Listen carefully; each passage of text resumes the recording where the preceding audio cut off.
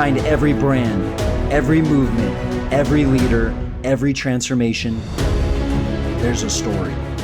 And intertwined in these stories is a message.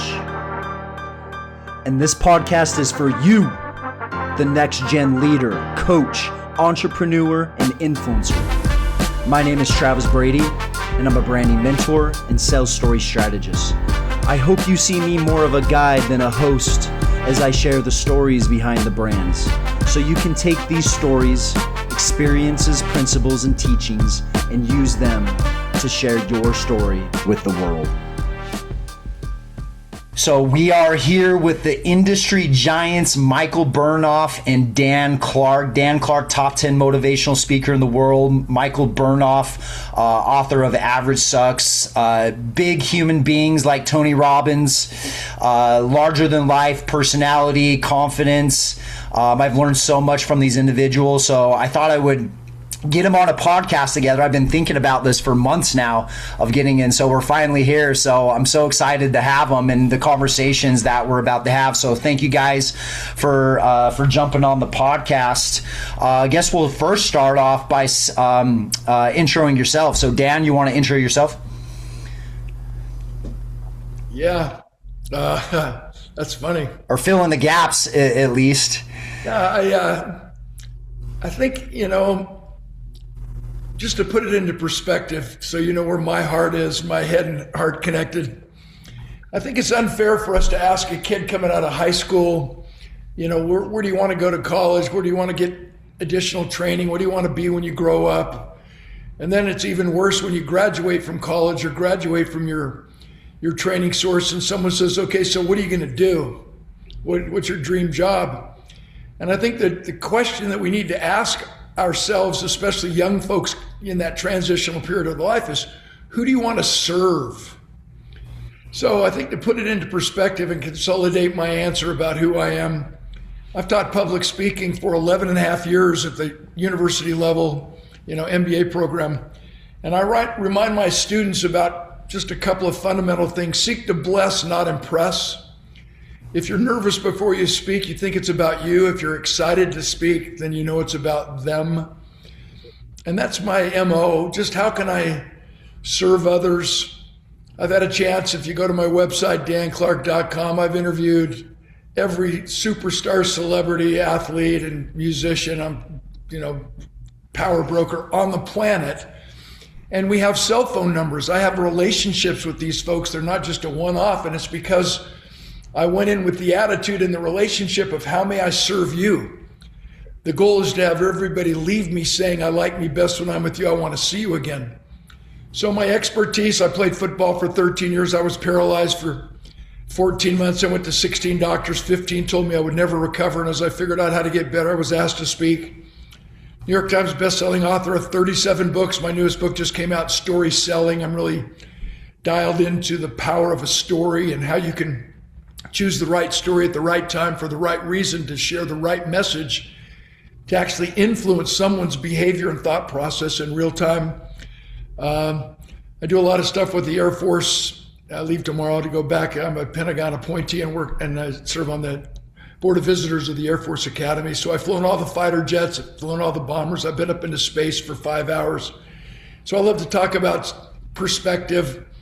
And I've worked with most of the Fortune 500 companies in the planet, most of the teams in the National Football League, so I'll do a lot of stuff on team building and culture. That's enough of me. I guess my highlight is I was named Utah Father of the Year, and that's where Travis and I have connected because you're such a good dad, and we both love your son, and I just honor you in the way that you're training him up in the way he should go, so when he's old, he won't depart from it. I honor you as a man. You're the same off stage as you are on stage, and it's just an honor to hang with you and to hang with Michael. I know of his reputation, Bernoff. You're such a stud at every level, and I can't wait to learn from you, and it's an honor. I have to throw that in. It is really an honor to just be introduced on the same stage as you, bro. Appreciate that. Thank you, Dan. Michael, back to you. I mean, I don't even know what I do with that. I've never been to the moon. Fill in the gaps. I've never been to the moon. I don't fit in a fighter jet because I'm 5 foot. I'm not 5'6", so I don't fit in a jet. And this guy's 6'6". I don't know how he does that. I'll fill in the gaps pretty simply. I do a lot of things. I'm obsessed.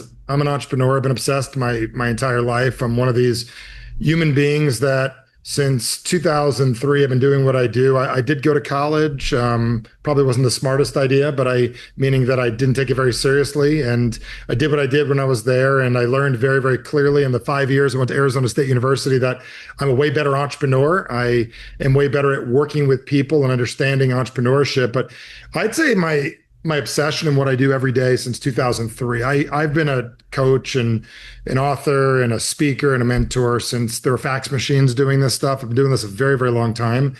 And my obsession is really what's up, Thomas? Forks up to you too. I love that, buddy. So the point is, I guess the big obsession I have is language, words, and communication. I've coined something a while ago called self-influence, and I meet a lot of people that have got big goals and big dreams and big things.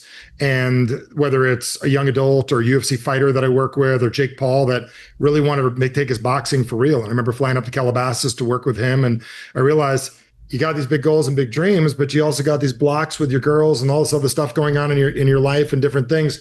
How do you get yourself to actually do the stuff that you talk about? How do you influence yourself? Because the majority of entrepreneurs, they watch my work, and yes, I've showed people how to make billions of dollars in sales, and yes, with a B. And I've got one financial company we work with. They've done 3 times that because of what I've taught them with language.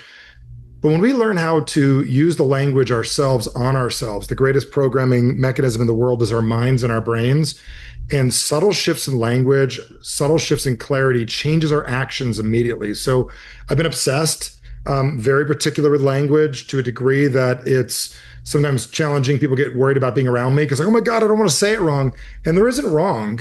It's really one way of talking and living gets you one thing, and a different way of talking and living gets you another. So I love working with people that are done with the BS, that really want to do big things. They want to stop talking about it, and they really want to make it real in their lives, because at the end of the day, it's really fun and cute to have goals.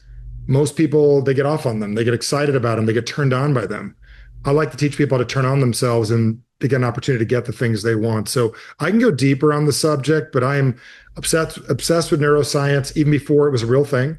I studied years ago, this guy named Richard Bandler. My mentor was a guy named Jim Rohn. You talk about speakers. That was my mentor. That's a picture of him and I when I was 23 years old. And Jim was mentoring me before he passed in 2009. So I've been around the game a long time.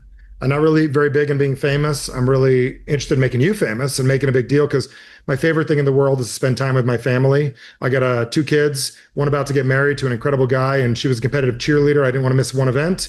And the other one is a competitive figure skater, and we travel all over the world. So my flex is, it's cool to make money, but we never have to miss ever one of your kids' events. That's game on. And that's what I want for every one of you, to never have to miss the important things. And I want people to be wealthy, because I like money, and I think you should too. So there you go, Travis. That's the quick version. It's the strangest bio I've ever given myself, but Dan said such cool stuff. He just told me. But Dan, it's an honor to be near you, dude. I am not a keynote. You're a legend, and thank you. Thank you. And you too, Travis. You're amazing, and just you're epic. Every time I have you in the office and we share the stuff you share, just I wish I had a pad of paper to write when you're asking me questions, because you share so much great stuff.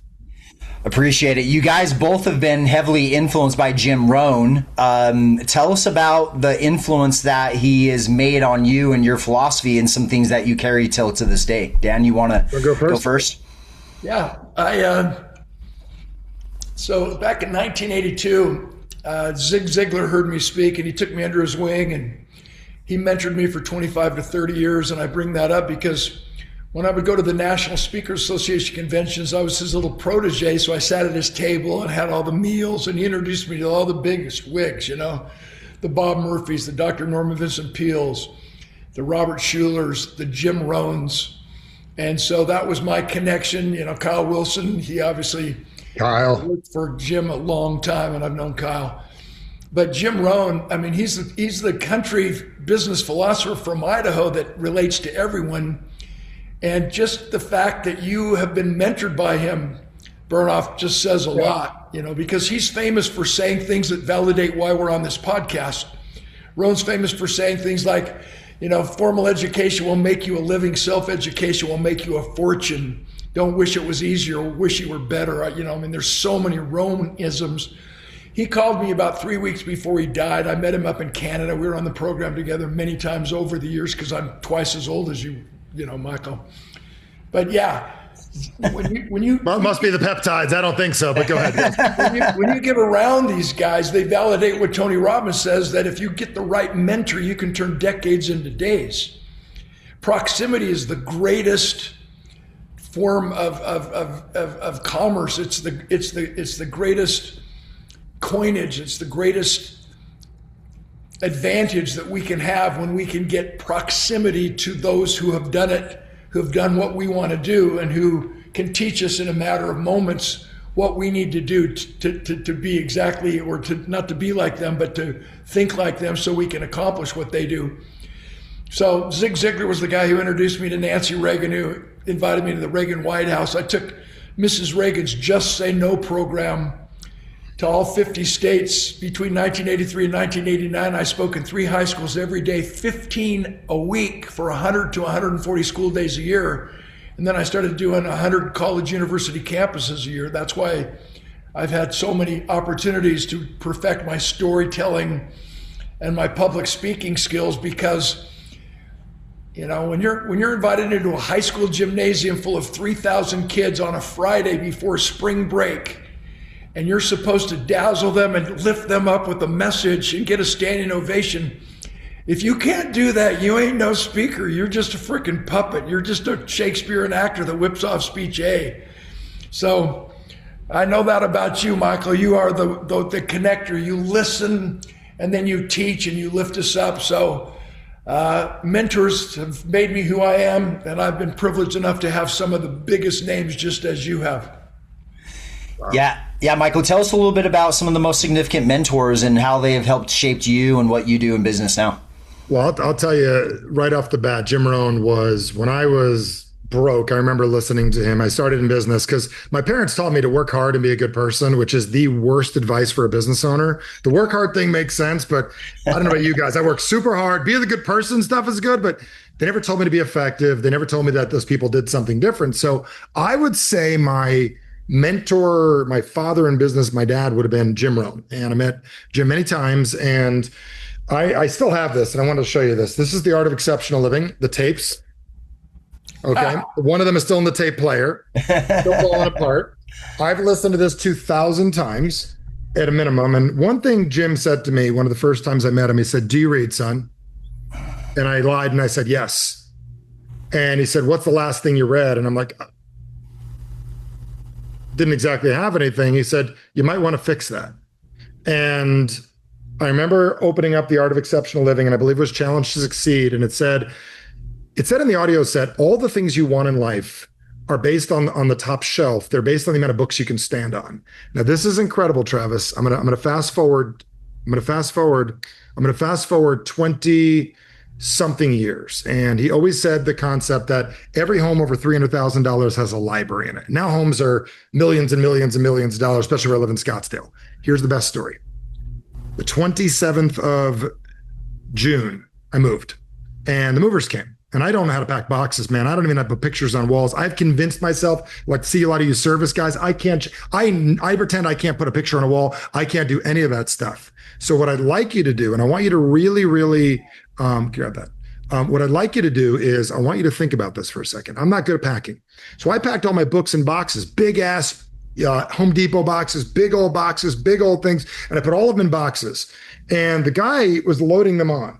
And he's loading out of my house I'm in, and he's loading up to the new house. He goes, "Whoa, this is an incredible home." And we just built an incredible dream home, like absolutely stunning. The best part is I built it at $500 a square foot. It's worth $1,100 a square foot. And Wow. It's not a small house. You guys can do the math. And he unloaded the boxes, and he basically said this: "How do you get a house like this?" He goes, "You can unload the boxes, because inside those boxes are the books. The books that I bought that are inside those boxes bought the actual house." I have over 2,000 books. And the one thing I learned from Jim is you don't have to figure it out yourself. You can read it somewhere else. And that was one of my biggest things that I learned from Jim. And somebody like, "Well, I don't like to read." Well, then you don't like to be rich. And I'm going to tell you why I like audiobooks. There's a kinesthetic association to physically reading a book. And I'm telling you, you get a 10 times greater advantage by reading it than actually listening to it. I made tens and tens and tens and tens of millions of dollars learning how to do something I hated doing, reading. And I'm going to tell you, every one of you, that was my biggest thing. So I would say Jim Rohn and Richard Bandler were two of my biggest mentors. Richard Bandler is the developer of neuro-linguistic programming. Met him when I was 21 years old. And one of the biggest things he said to me was, he had said, very, very simply, I want to make sure you use the material. He told the room, use the material after you get certified. And I broke the rules and I used it day one, and they got mad at us for day one. But then he said, the only way you get good at anything is you got to first learn how to break the rules. So I've learned how to intelligently break the rules without breaking the law. So I tell you this not to brag. Every single thing that I learned from these Jim Rohn audio sets, my favorite is Challenge to Succeed and meeting Jim live, learning how to read, learning how to advance myself, getting in the right rooms of people has made the biggest difference. That's why I love what you're doing here, Travis, with the brotherhood. You're creating, it's the legend. It's the idea of the mastermind. It's never been heard before, Think and Grow Rich. It's the first time the term was ever even spoken to the general public outside of the wealthy families. And here you are, that came out in 1937. Here you are 90 years later carrying on the tradition with men. So that's one of the biggest things I learned about reading, about changing things, but my personal philosophy on life, learning how to look at everything as a benefit for me. And Werner Erhard was another great mentor. Never met him personally, but dude, asking myself the question, what am I using my life for? Am I using an example of struggle, or am I using an example of what's possible? That has been a huge aha for me. Never met the dude in my life, but listening to an audio that I found online called The Heart of the Matter, boom, changed my life in one phrase. What are you using your life for? I love it. I agree. Jim Rohn was famous for saying successful people have large television sets. Significant and extraordinary human beings have large libraries. I can't wait to see your house. I've got a book nook. I've got a library. I've got an office library. I got 4 libraries in the house. The old house had 2. I got 4 in my office. I got 3 libraries. I have books everywhere. What's your favorite book out of all the books? What's been your favorite, would you say? I know that's a hard one, but and I'm sure it goes through stages. Like right now, what would you say your favorite book is? To do what in particular? To do what in particular? Yeah, no. That's not the name of the book. I'm asking you to do what? To do what? Well, we're on the conversation of brand, business, communication, right? Strengthening World's coming up in 4 days. So really it's about understanding you, how to communicate, how to share your story. So I'd say more of I guess self-help. There's a lot of books. Dan, what would you say why he's thinking about it? I have like 3, but I have the number 1. It's sitting right here, but I have 5 copies of this on every single. This is at every single one of my desks. I've got a copy of this. Okay. I have it in my backpack. People carry the Bible. I do that too. This is the short version.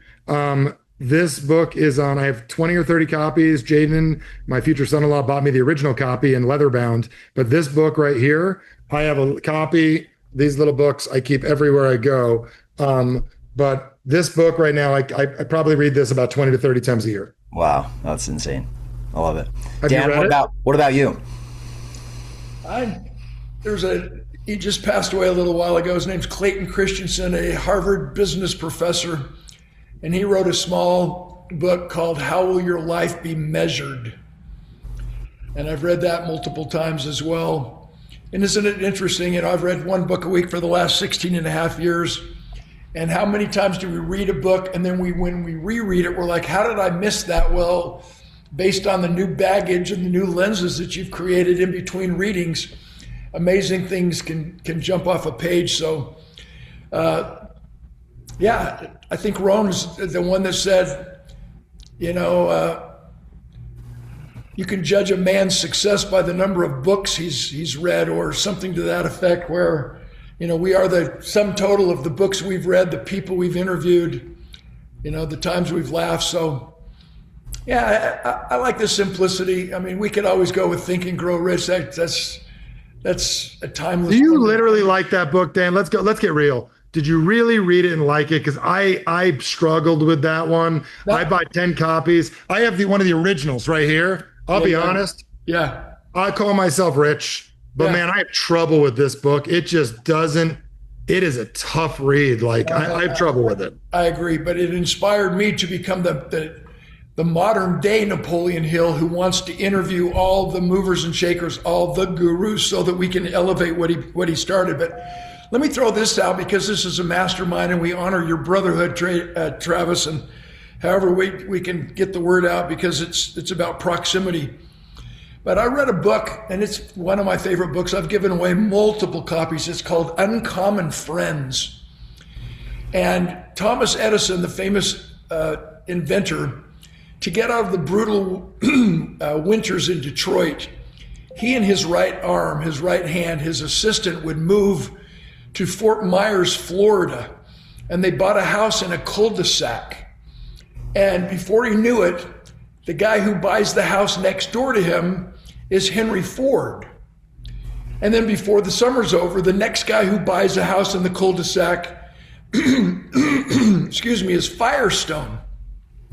Before the first summer's over, Charles Lindbergh, the pilot, he buys a home. And then a very famous French physician, I've got a brain cramp right now, he's the guy that invented the very first blood transfusion. All 5 of them are neighbors in the same cul-de-sac. And the book is a chronicled history of the conversations and adventures that they all shared summer after summer when they would get together. And Henry Ford's sitting out on the dock with Thomas Edison. They're fishing, and they don't even have any bait. And I remember writing down, fishing has nothing to do with the fish. And then all of a sudden he chronicles a conversation that Henry Ford had with Firestone. And Henry Ford's dilemma was, he has this amazing assembly line, automobile business, and yet all of his car tires are hard rubber and it's a bumpy ride. And he and Firestone start brainstorming, and by the next summer, Firestone comes up with an inflatable tire with an inner tube that transformed what Ford was trying to build, and it escalated and accelerated his car business just because of the conversations and the proximity of hanging with people who can actually brainstorm with you and take your ideas to the next level. So in my mind, that's the first mastermind. That was the most powerful result, because it was an ongoing conversation. And each one of these guys would leave at the end of the summer saying, I like me best when I'm with you, I want to see you again, coming up with billion-dollar ideas that they would have never had they not gone out of their way to hang around with the right people and make true the most famous Jim Rohn quote of all time, that we become the average of the 5 people we associate with the most. And I always add to that Max Lucado's, anthem, which means we must be willing to pay any price and travel any distance to associate with extraordinary human beings, even online. Love it. I feel extremely blessed to be in the profession that I'm in. When I was younger, in my 20s, it was really trying to get out of Discover Car to be a full-time trainer. Trainer evolved into peak performance coach, life coach, and then slowly branded into branding. So I feel very fortunate to do what I do. I think we're kind of all in the same category: coaching, speaking. Michael, Dan, us. When did you actually choose this profession, or when do you feel like it chose you? And what was that big shift for you? Like, man, I could actually change lives while making money do this. And what were some of those mindsets or skill sets that you had to learn or had to really dive down deep and get better at to be able to do this? Because you hear all the time online, do this and you'll be a worldwide coach and speaker. And it's not as easy as what they make it seem. There's a lot of work behind it. So when did that become a real thing for you? And what were some of the things that you really had to get better at and learn to be able to do that? I'll jump out and I'll hit this one. So this is my hallucination. I've been doing this my whole life. I've been doing it my whole life. I don't think anyone ever really taught me sales. I don't think I was a kid that I wasn't that great with I probably was better than I thought I was. I didn't have a lot of confidence growing up. I had great parents, but they didn't really teach me a lot of confidence. And girls would always ask me advice, and I'd have good advice. I gave people advice. I did it for free. They probably liked me, but I was just talking to them about their boyfriends or whatever. And I'd give advice out as a kid. And I always knew answers to things. I saw patterns and I recognized things. And it wasn't until I remember the exact day. I think it was 2001. I was in a direct sales company and I was in Anaheim, California. I spoke at an event. I thought I did a great presentation, did a great sales pitch. Nobody bought shit. So excuse my language, cursing, but that's how you feel when you got holes in your shoes and you have no money. And I was ready to get out of there. And some dude in the back of the room named Tom had sold pet safety devices, which I didn't even know there was a thing. He did first aid, like CPR for pets. Comes up to me and he goes, "That was a great presentation." I'm like, "If it was so great, why didn't you buy anything?" I said that under my breath because that's all I thought I was presenting for. He goes, "Do you realize how good you are?" And I'm like, "I just want to get out of town. I'm broke. I could barely afford gas to get home. Like, this is not a poor me story. This is not a marketing story. This is my freaking life at that moment." And he goes, "You know what you remind me of?" I'm like, "If you say it, I'm going to kill you," because I've been getting the Tony Robbins thing since I was a kid. And he goes, "I worked for Tony for years." He goes, "How familiar are you with this neurolinguistic programming stuff?" And I said, "Well, whatever." And I was a know-it-all. Like, I'm like, whatever. And he put some thought in my head and I went home. And long story short, I was at another event a couple weeks later. And while I was there, the guy said, "Listen, I'm not going to do a sales pitch. I'm going to let you do a sales pitch." I go, "What do you mean?" He goes, "I want you to decide what you want to do in your life. And then I want you to make one other decision, but I want you to tell some people." And I watched this dude make a bunch of money coaching and speaking. And I pointed at him, I go, "That's what I'm going to do the rest of my life." I didn't mean it. I just said it. I walked out. I made a sales pitch. I convinced the lady next to me to loan me $800 to buy the tapes. I walk out of there. And the next day I went to cancel a gym membership. And this is when it happened, Travis. I was on Lifetime Fitness, not Lifetime Fitness, forgive me, Pure Fitness, or Mount, whatever the hell was on rural and baseline with Mountainside Fitness or one of them, Pure Fitness. And I went to cancel my membership because I didn't have the $30 or $20. And the guy asked me what I do for a living. And I said, "I'm a speaker and a coach." And he goes, "You think you could train our people?" I said, "I don't think you guys can afford me." I don't know where that came from. It came from me. I said it. And I'm like scared out of my mind. What did I just say? And I looked at him. I go, he goes, "Really? You think you could train us?" I go, "Well, if you let me speak for free, I'll come back next week. And if you like it, you can hire me." Dude, I walked out of there scared out of my mind. I had no idea what to say. I mean, this is where you got to trust God and faith. I turned on my car and audio turned on. And the guy literally said, I don't know who the guy was. He said, "If you ever don't know what to talk about, borrow someone else's too. You can create your own." I pulled over, wrote down some stuff, went back the next week. That guy wound up paying me $1,000 a month to train his sales team. And I knew how to sell. I was doing it. I was smarter than most of the people there. That was how it started. Like, some voice came through me and I literally looked at a man that I don't know how I did it. And I said, "I'm a speaker. I don't think you could afford me." And that is how I got started. And it's ridiculous, but that is where it began. It was the courage to transform my identity from struggling entrepreneur that was coaching a small sales team to a guy that could coach other people. And that was 2,000 to 3,000 presentations ago. And literally, it was the strangest moment of my life. Like, I don't know who did the talking of that moment for me. I had like a walk-in come into my body, but that was literally crazy story what happened to me. So Travis, that's how I began. That's as weird as that is. That all happened within a 48-hour period. Dan, I know your story kind of began when your football ended. I don't know if that was the biggest moment in time for you, but back to you. Yeah, I thought I was an athlete when in reality that's just what I did. It's not who I am as a man. And when we identify ourselves in terms of what we do instead of who we are, we become human doings instead of human beings. Unacceptable of significance is really what we seek. And when I got hurt playing football, I lost my identity. That's who I was my whole life. I got all my attention as an athlete, as an All-American, blah, blah, blah. And all of a sudden it's taken away from me. And I go into the coach's office at the University of Utah And my head coach, he goes, Danny, this call came in and they want you to come and speak to a little rural football team. And I said, no, it's not me. I can't speak. I'm not a speaker. And he goes, you need this. And I said, no, I don't. So he basically told me, and I love that. He saw in me something that I didn't see in myself, which is another reason why we joined masterminds and brotherhoods.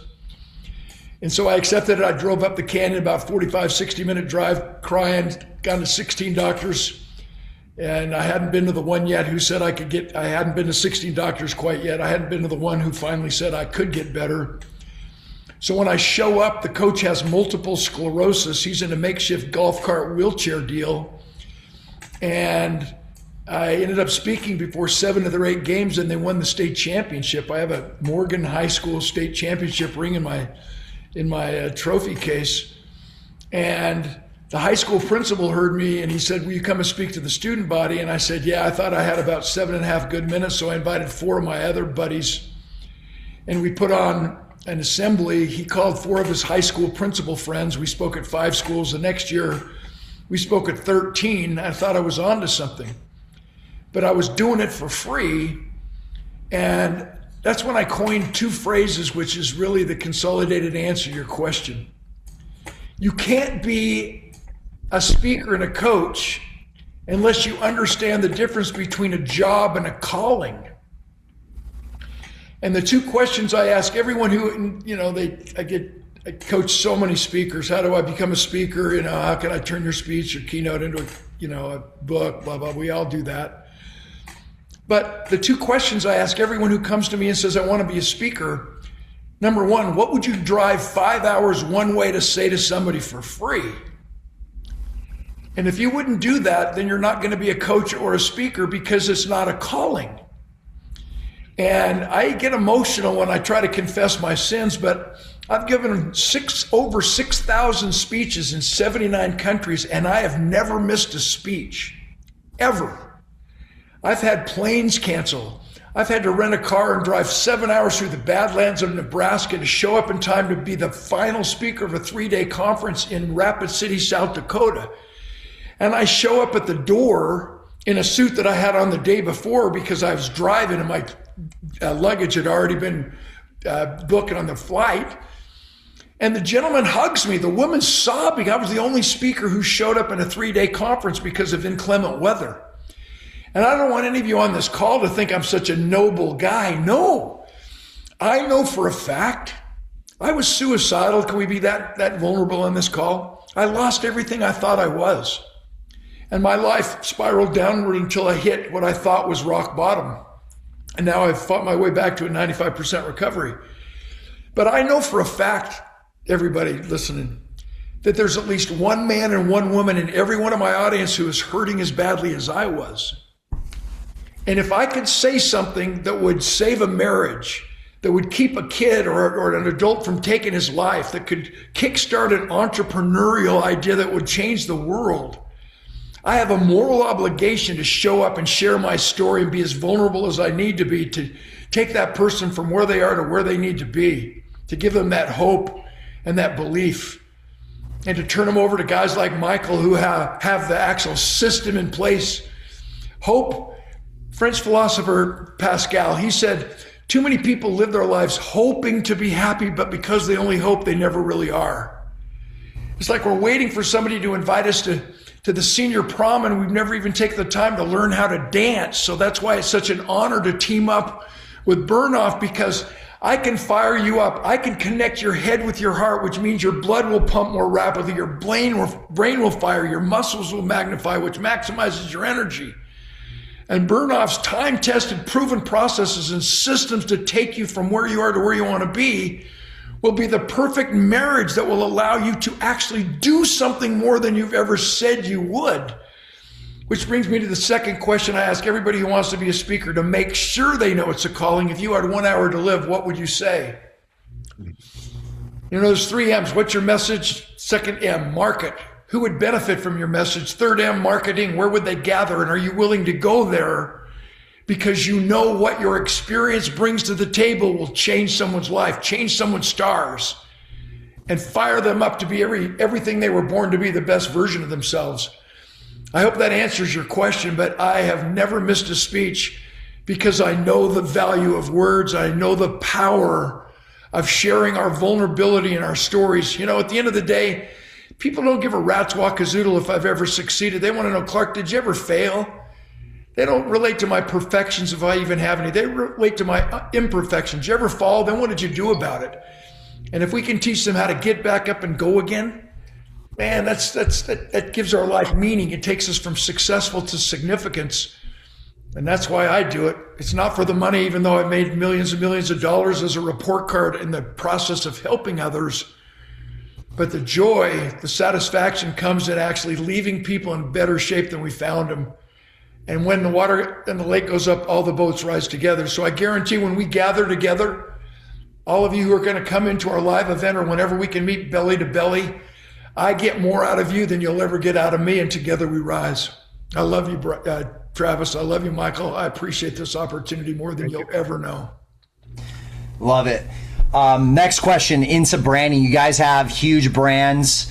Branding, I've said, is not the superficial thing to build something that you're not. It's about really being who you are, showcasing that. A big part of coaching and speaking is, are you actually going to be open to that person? Are you going to actually listen? So how have you strategically built your brand? What are some secrets that you want to share with people in the process of building their brand to be more seen, heard, respected, and all the things that we want as business owners? Michael, I'll throw this at you first. Yeah, I'd say there's a lot of bad branding advice out there on the web, and I think people have trouble marketing to themselves. I even bought a website, I haven't done anything with it yet, called How to Market Yourself to Yourself, which I think a lot of us want to market to others. We haven't figured out how to market ourselves to ourselves. This is where I think most people go wrong, especially if you're a personal brand or a service brand and you're somewhat involved with the product. Most people are two things. Whenever you're two things, it's very confusing. Like Travis is the same guy on a football field, at a gym, at a branding event, at a happy hour. Like, he doesn't have to go be two different people. So I think a lot of people don't recognize that there's things about you and your personality and the way you live and your quirks and your like weird little, like, I'm a Gen Xer. I'm at the end of Gen X. I'm a 77 kid. I like Voltron. I grew up liking Star Wars and stuff. I'm a big ice hockey guy. When I was writing my book, Tucker Max was helping me with my book. If you don't know Tucker, he's a great marketer. And he wrote a book called Why Do Assholes Win? Do They Serve Beer in Hell? Sold about 20 million books. Wow. And has a Netflix episode about him. He goes, do you want to write a book that people actually read or one that makes you feel important? I said, I want to write one that people actually read. So I was telling my hockey story at the beginning, and he goes, I go, are people going to be interested? He goes, what are you going to do? Tell someone else's story? Tell your story. And if they don't like it, then they don't like it. So one of the biggest things I found for myself with a brand is, instead of like coming up with a real creative idea, there's nothing wrong with you, and you are a brand. And I play hockey.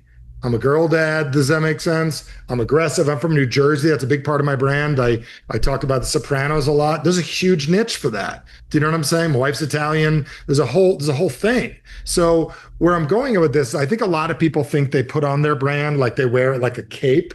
And I would say, in the Average Sucks, I said it once. I own it. It forces me to live that way. It's what I am. So that's one of the biggest things I've come across, is that your brand shouldn't have to be something you put on and wear. It should be something that you already are. It should be attached to who you are as a person. Then life's easy. You just get up and be you each day. So if you're weird, your brand's weird. Does that make sense? Like my buddy Joe Polish, freaking guy's weird. I love Joe. One of the weird dudes, but Joe's weird. And Joe does weird. So I'm just telling you, like, Travis is big into fitness. So when he does the event breath work, and when he does fitness and he encourages people to go like work out, it's on brand. So that's, I would say, my biggest aha that I came from that. I don't know if that answers your question, Travis, but that was a big breakthrough for me. Is I used to try to be clever and creative. Now I want to be clear. And clarity is better than clever any day. Clever makes you feel important. Clear makes a movement. Love it. Dan, back to you. Same question. That was brilliant. I'm getting so much out of this. Send me an invoice, Michael. That was good stuff. I'm gonna get like a invoice for all the self-esteem that you're building of me. If there ever was a guy to build me up on a bad day, Mr. Dan Clark. You're so funny, brother. You know, I love what you were saying. You don't have to be everything to everybody. And one of my passions, I've got some gold records in country music, and what keeps us motivated as recording artists and as songwriters is the dream and goal of being a platinum selling recording artist, having a platinum selling record, which means we've sold 1 million copies. And what keeps us online and true to ourselves, as Michael's telling us to do, what keeps us from selling out and being true to our message is the reality that there are 300 million people in America, which means you can literally piss off 299 million and still go platinum. Your songs don't have to appeal to everybody. Michael Jackson, one of the greatest songwriters and performers of all time, saw him live a couple of times. There are a lot of folks who do not like Michael Jackson, and he laughed all the way to the bank. There's so many people who love Tim McGraw. I'm a country guy. But there's so many people who don't like Tim McGraw's music, and he gets over it really fast. So find out who you are and be true to yourself. It's so critically important that you start developing your own brand. And what's perpetuated my career is referrals. You know, 73% of my business is return, excuse me. And it's because they know I'm the same off stage as I am on stage. They know I'm going to make them laugh and cry and think and feel, take them on an emotional roller coaster ride. And in the process, you know, add some definite solutions, some content. I think it's very, very important that we point out two things as I turn the baton back to the next question. Number one, people don't act because they understand. They act because they care. So as we establish our own brand and our own reputation and our referral network, and we stay true to ourselves as Michael was teaching us to do, in that process, we've got to get people to care as much about what we do and what we believe as we do. You know, I've interviewed thousands of CEOs, and they all agree that the number one greatest challenge that a CEO or any leader of any organization has is getting their people to care as much about the organization as they do. So language, it really matters in the way we present and articulate our vision and take people on this. You know, we don't retell a story, we relive the story so people can relate to the characters and become part of it. But it's so critically important that when we start establishing our brand, it's all service oriented. It's what can I do for you, finding the niche, asking the right questions, and then figuring out how you can provide those solutions. The second thing I want to point out is that most people who think they have trouble, who think they have a problem, who think their life sucks, who think they've been dealt a bad hand, think their pain is so extraordinary and so big that they refuse to accept a simple solution. Because if they accept our simple solution, they think they have to relinquish the severity of their pain, and that in that process, we're minimizing their pain. Get over it. Be a big boy, don't cry. Come on, man, that's no big deal. That's not what we're saying. What we're saying is that if you can cut through the clutter and really focus in on what's broken, go to the source of pain, scratch where it itches. If your elbow's itching, you don't scratch your nose. I blew out my knee. Be a big boy, don't cry. So I went forever, and finally it turned into a limp. And the limp got so bad, it created back pain. So what did I do when I finally broke down? I went to a back doctor, and he couldn't fix it because it wasn't a back injury. We need to take the time to figure out what our source of pain is. What is our real challenge? It's not a problem. That sounds it's so overwhelming, so insurmountable. It's a challenge. Give it to me, baby. No matter what my past has been, I have a spotless future. Give me a solution. Let me scratch where it itches and fix what's really broken. And if we can figure out a solution that's simple, as long as we stay focused and true, and we've vetted the solution provider, we know Michael Bernoff has all this history, all these experiences, all the stuff he's delineated in his book. When we find someone who really has the solutions and we're willing to follow those solutions, figure out what the prescription is. Remember, in medicine, prescription before diagnosis is malpractice. We need to figure out what's really broken. And when we do that, we can be true to ourselves. We can be true to our brand and start building our brand based on reputation, that what we say works, that the way we live really works. And come aboard, join my tribe. Let's get on with the brotherhood. I love it. Love great answers. And I want to add to this too. You know, I think when most people get into branding, they start making more about them and me. And what I've realized is that no one really cares about what I say. They care about what they have to say, but they want to hear me saying it in a different way that they resonate with. Building a brand isn't about me. Building a brand is about we. And the more I've understood about making it around a movement, a belief that everyone can buy in. In your brand, you believe something, and that belief is also something else that someone else believes in. So I feel like the most important thing when building a brand is not building a brand about you. It's building a brand about what's the movement that you believe in. You know, and I use the example of Jesus. Jesus didn't come down here to lead people. He came down here to be a follower to God. And he knew as a follower he needed to lead. Jesus was leading a movement. And so if you look at just the parallels of Jesus's life and how it applies to leadership and branding, there's a lot that I feel like that we can learn.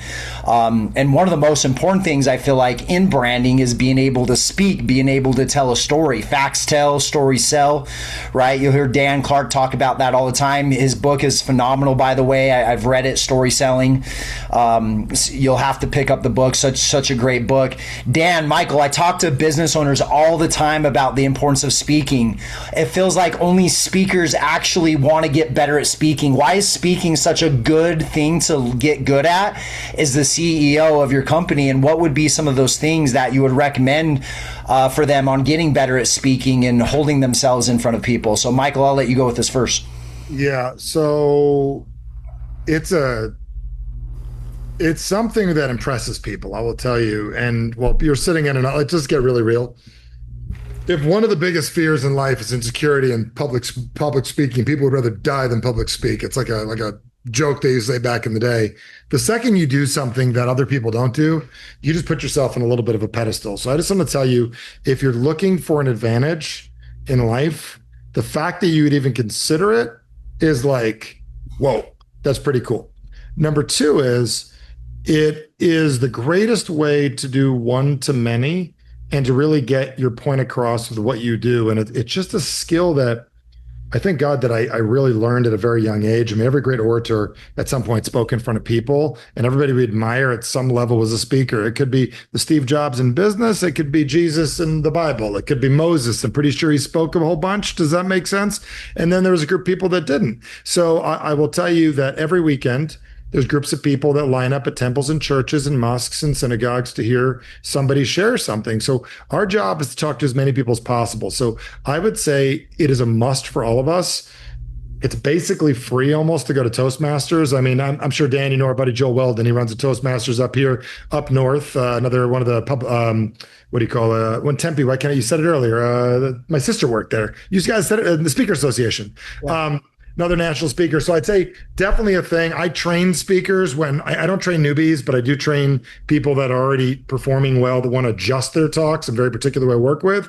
But I would tell you right off the bat, if you ever want to test your message, get good at it. But I don't care what you sell. You could be the pressure wash guys that run big pressure wash companies. They'll do a thing for a group of people. Like anytime you get the courage to pick up the microphone and speak, you have just elevated yourself. And think of it this way. There's a reason women like those country stars, Dan, like you, right? A country star back in the day, the ladies flock and the guys get upset because the courage to pick up a microphone and a guitar. If you could do a microphone and a guitar, you're even better. But I would say, Travis, right off the bat, it elevates your game.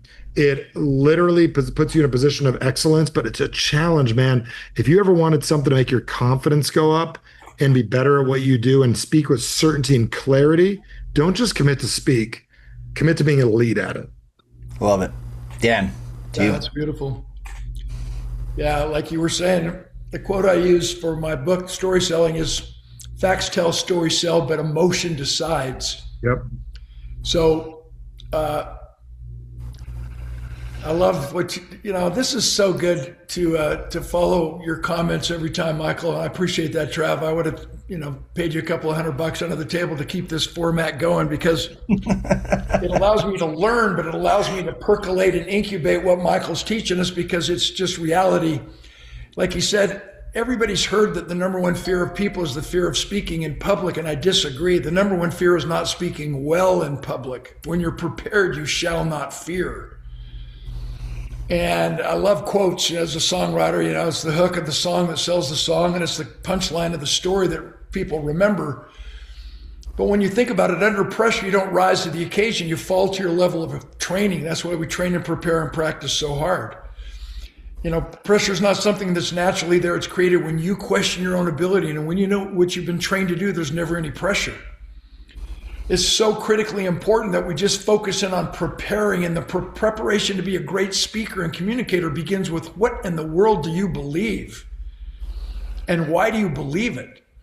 So if you think back a moment ago when I was sharing a consolidated version of my story, my paralysis recovery, I was paralyzed for 14 months. And now that I've recovered, the three most frequently asked questions are these, which are partly an answer to your question. Number one, Clark, what do you mean you thought you hit rock bottom? Remember, my life spiraled out of control. I had suicidal ideologies. I lost my identity. Who in the world am I? And what am I supposed to do? Well, if you remember nothing else I say on this podcast, if you remember nothing else I ever say, no matter how tough life gets, no matter how hard things seem to be, nobody ever hits rock bottom. We hit rock foundation. We hit rock belief. We hit the baseline core values and governing principles on which we were raised. And if you're in a COVID situation, if you're in a 2008 situation, you think your organization or your company hit a bump, it didn't hit rock bottom. It hit rock belief. It hit the baseline governing principles on which it was built.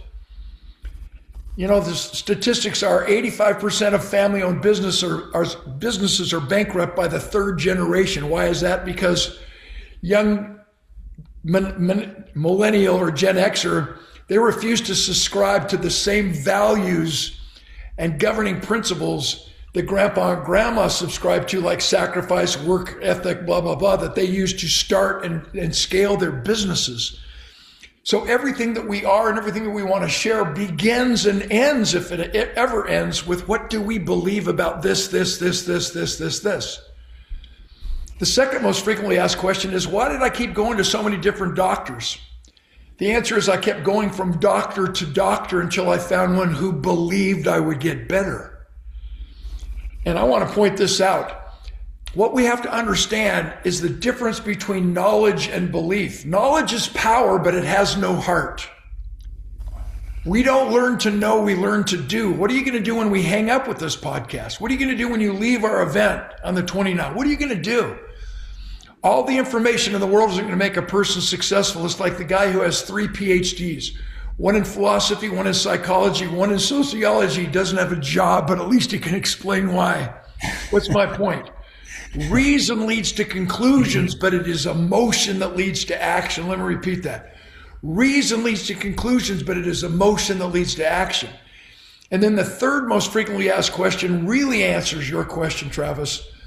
What took me so long to get better? What took me so long to pivot? Why did I stay paralyzed for 14 months? I was paralyzed physically and emotionally. The answer is very profound.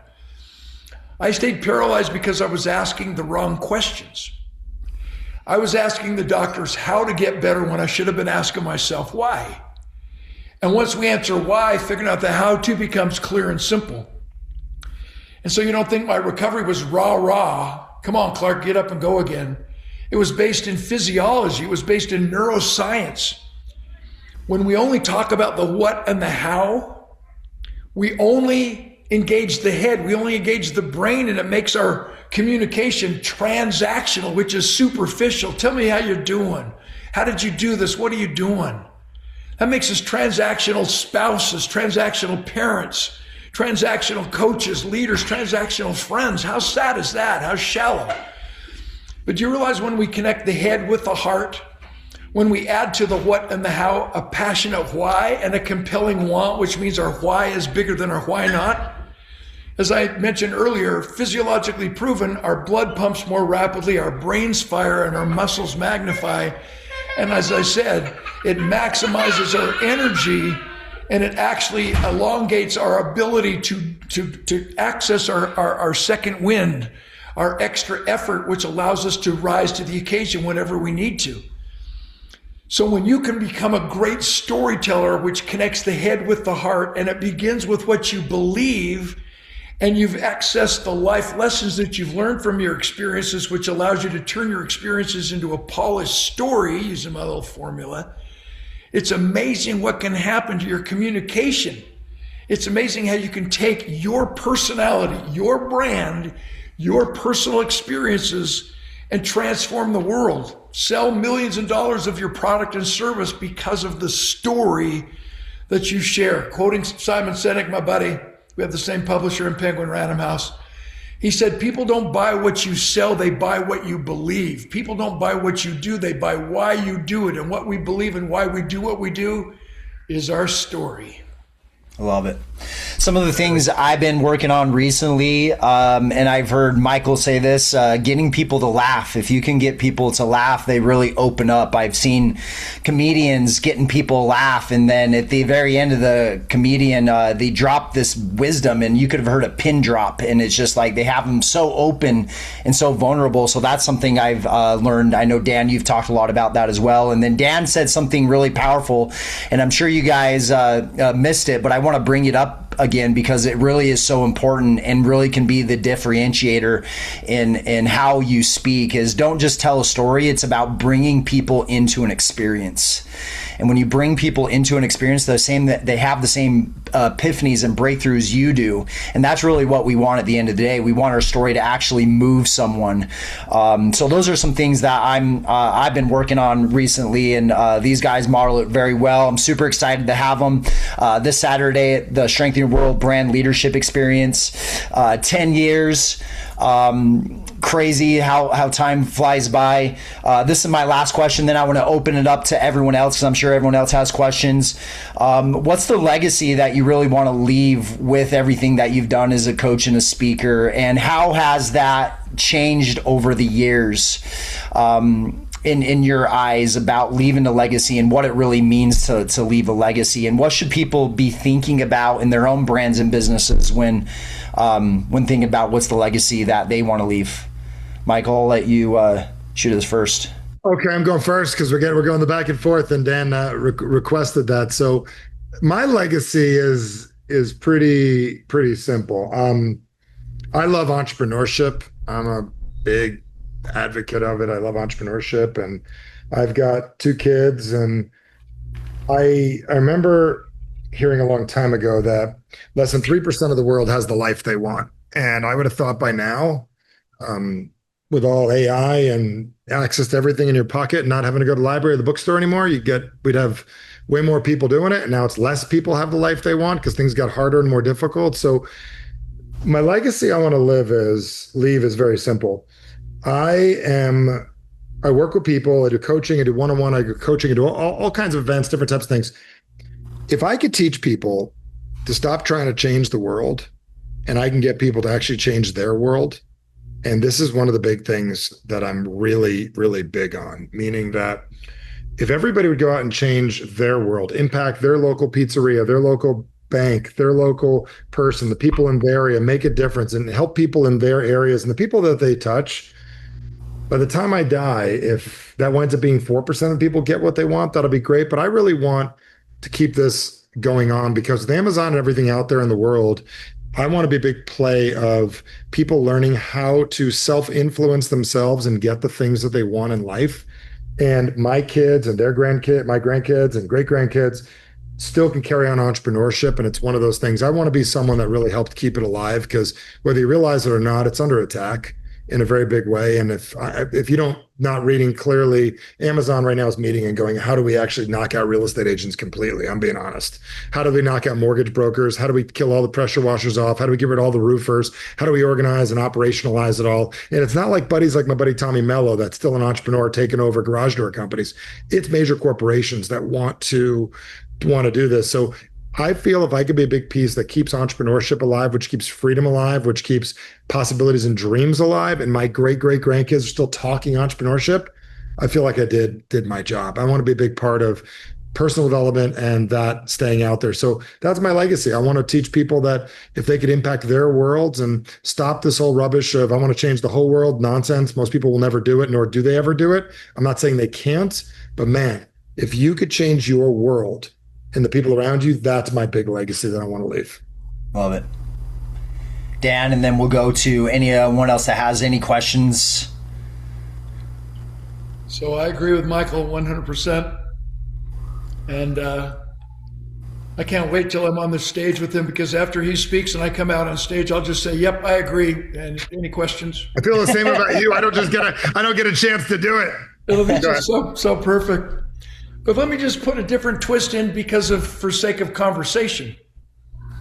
At my stage in my life, I'm not going to write any more books. I don't think, I still want to I've had a top 5, gold record, blah, blah, a couple of times, but I got some crazy bucket list things. But what my focus now is on working with the top 1%. That's why it's an honor to just hang with Michael. It's an honor to hang with Travis. It's an honor to be on the same Brady Bunch screen. No pun intended, Travis. Brady Bunch, I love it. It's all right. I've heard it my whole life. Oh my God, I love it. I mean, that's my favorite now. But to see all of you invest your time and effort in joining us, that says a lot about you. That puts you in the category of 1%. And the cool thing is, in any room, you could have 100 people, and then there's just the top 1%. And then you take that top 1%, and there's another top 1%. So that equation and algorithm never stops. So my desire is to only work with the top 1%. And I don't want you to think that that's pompous in any sense of the word, but I really believe that exponentially, if you just do the math and take it out enough generations, I think it's somewhere around 4 generations of just changing 10 or 12 people's lives. Travis, you brought up Jesus. He was the first multi-level marketing. He found 12 guys who found another 12 guys who found another 12 guys. I mean, come on. And exponentially, how many Christians are there in the world now? So if we focused in on making a difference with a few folks who think like we think, we find those who believe what we believe, who join our forces, who join our tribe, who become our peers. And remember, the purpose of a leader is to grow more leaders who believe what you believe, not generate more followers. Remember, Simon Sinek reminds us in sales, the goal is not to do business with everybody who wants what you have. The goal is to do business only with those who believe what you believe, so they choose you, not just somebody who does what you do. So if I focus in on changing the world, a larger goal, and I reverse engineer and say, okay, what 1%ers can I influence with the challenge for them to go out and find a 1%, for them to find another 1%, within 3 or 4 or 5 generations max, we can impact billions of people on our planet and literally change the world. One person, one story at a time. So that's what I'm in the process of doing. We don't attract who we want, we attract who we are. We know all the cliches, but they're so true. And as I quoted Max Lucado a moment ago, we must be willing to pay any price and travel any distance to associate with extraordinary human beings. Well, in order for us to attract an extraordinary human being, we have to first be an extraordinary human being, Michael Bernoff 101. And if we start becoming the best we can be and then attract somebody else who wants to be around us and together we rise, and we're serious about changing each other one person at a time, 1% of every group, we really can change the world. We really can change the world, one person, one moment at a time. Appreciate you guys being on here. Times went by so fast. We're already into this hour. Dan, Michael, you still good for another 5-10 minutes? Yeah, I blocked up a few more minutes for. I'd love questions. Yeah, I was gonna say let's ask some questions. I know you guys might have some questions. I don't think there's anything really off the table. Business, speaking, anything. What questions do you guys have? If not, I have some questions for these guys. think the best frame is just imagine you spend $50,000 for this question. What would you ask? And just pretend that the money's going to go away if you don't ask it. I have a question for Dan or Michael, whichever one. As far as like your progress to success, if there was any one toxic attribute or something within your life that you would have been able to notice earlier and get rid of, do you think would have contributed to faster progression to your success? I'll go simple. Ready? First off, figure out what your definition of success is before you throw a random word out like that, because it means different things to different people at different times. So really figure out what your definition is. Is it picking up your kids at the school line? Is it a Ferrari, Jaguar, whatever it is, right? Number one, 100%. If you're doing any of this to impress people, you're not successful.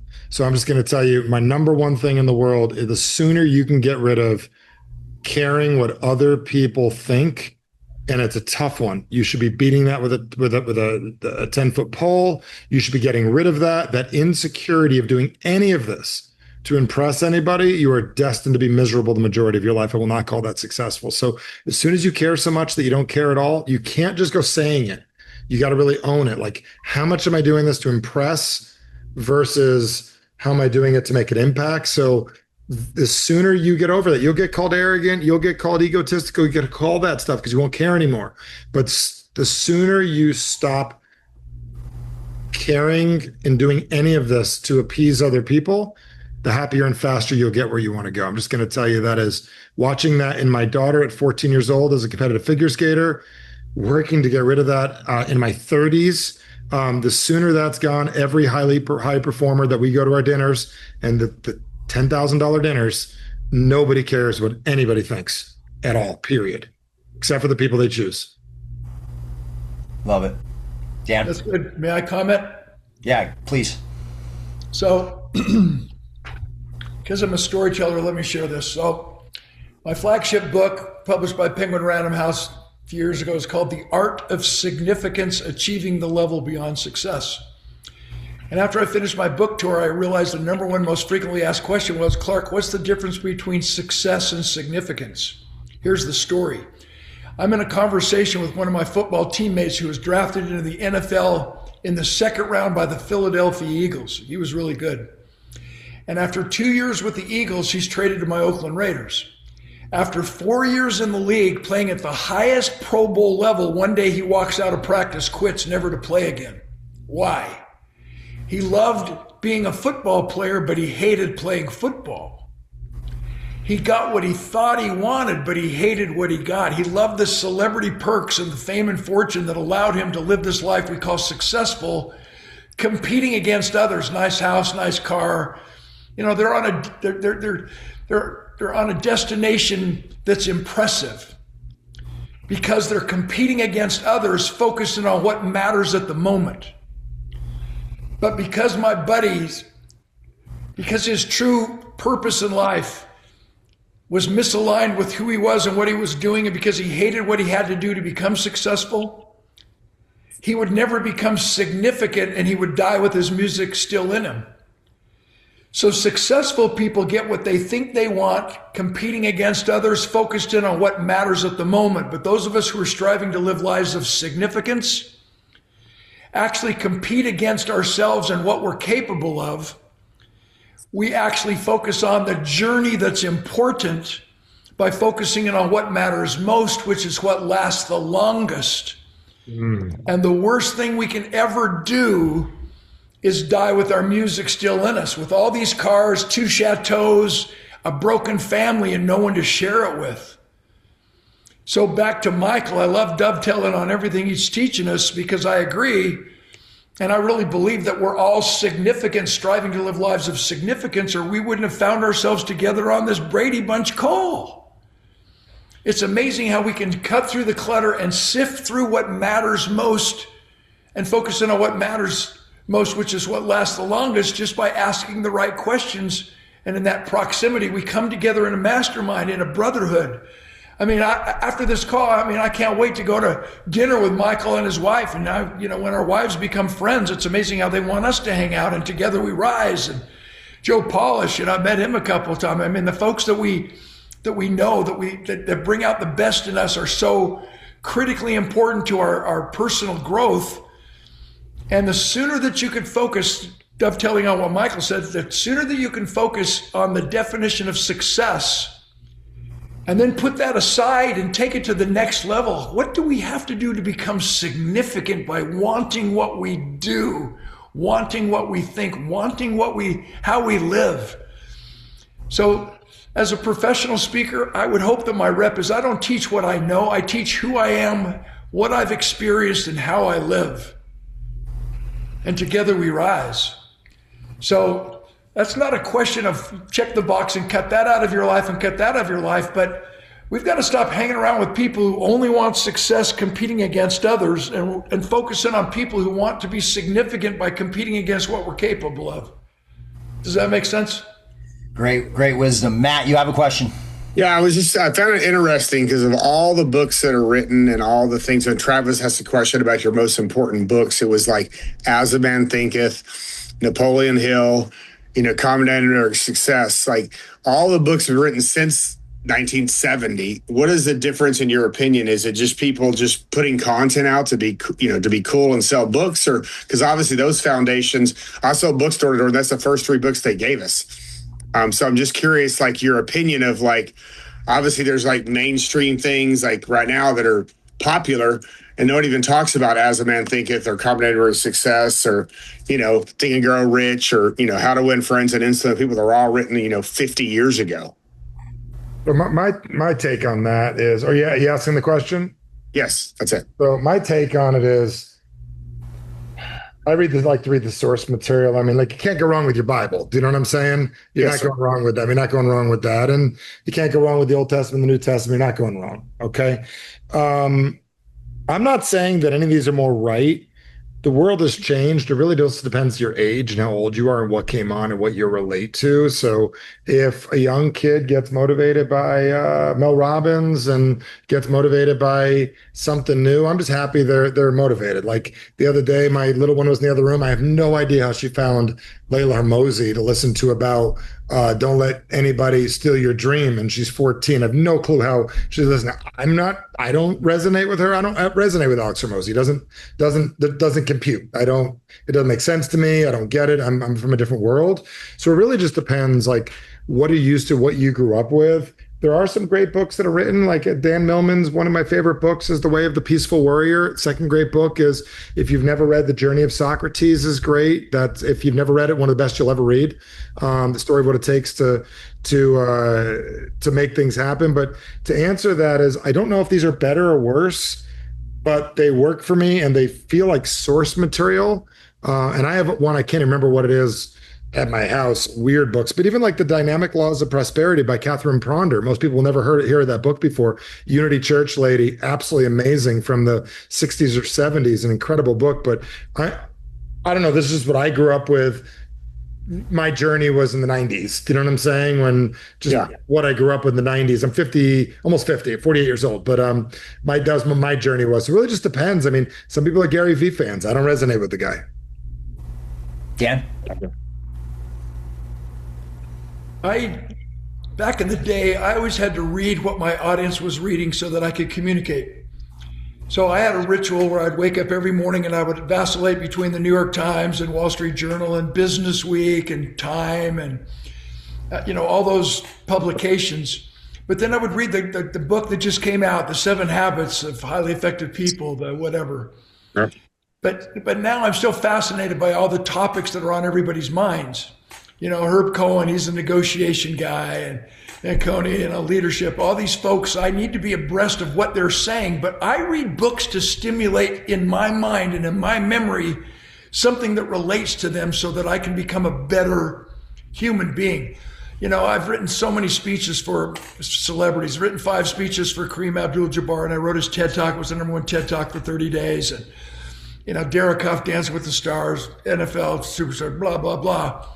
But one of my guys was Hank Haney. I wrote his speech and helped him get his book deal, The Big Miss. He was Tiger Woods' golf coach for his 6.5 best years. And when he coaches someone as a golf coach, he says the ball does not lie. So he has you hit a few balls, and then he analyzes what you're doing with your swing and your club head that's making your ball go to the right or to the left or too high or whatever the case may be. And he doesn't change your golf swing. How crazy would that be? Remember, his first challenge on the Golf Channel was to fix Charles Barkley's swing. And then, I mean, he looked like he had cerebral palsy and had been hit by a bus all in the first 30 minutes of his golf swing. This guy, it was just unbelievable how, and he couldn't fix that. All he had to do was try to fix where the ball was going as a result of that swing. So I read books that challenge me to take what I already know and what I possess and take it to the next level. So, you know, guys like James Clear, I've been on the program with him a few times. He wrote Atomic Habits. What a phenomenal idea that 1% can change your life. But unless we drill deeper and say, okay, 1% can improve your overall performance. Yeah, what a thought. That's nothing new. How do I relate to that in my life as an athlete? How do I relate to that in my life as someone trying to be the best I can be? Well, you got to do your own due diligence on what you're reading and how it relates to you to help you immediately take action. And that you don't have to take a 6-week course or start changing the way you think.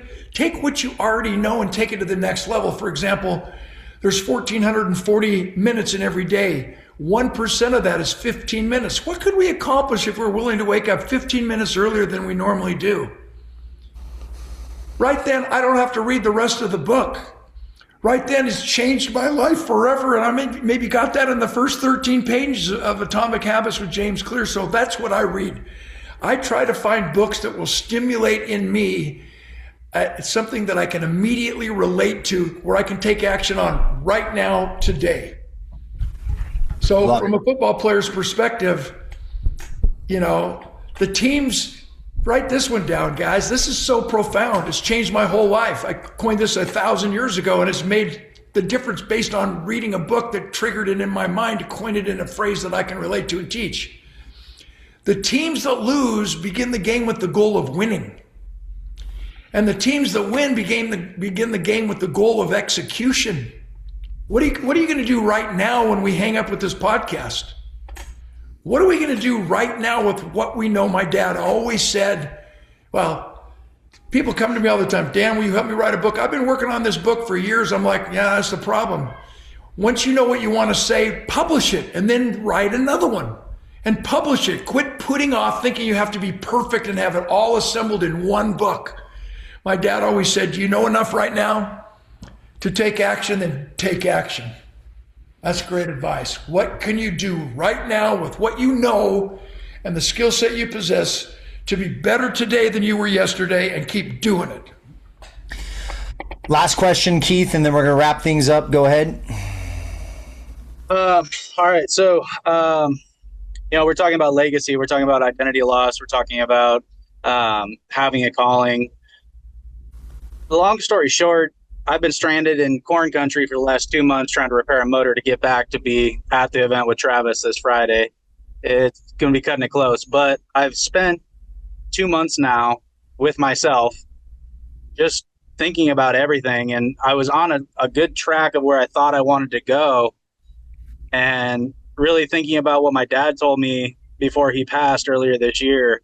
The track that I was on wasn't where I ever wanted to be. I was never called for that. That's just what I took up when his health declined.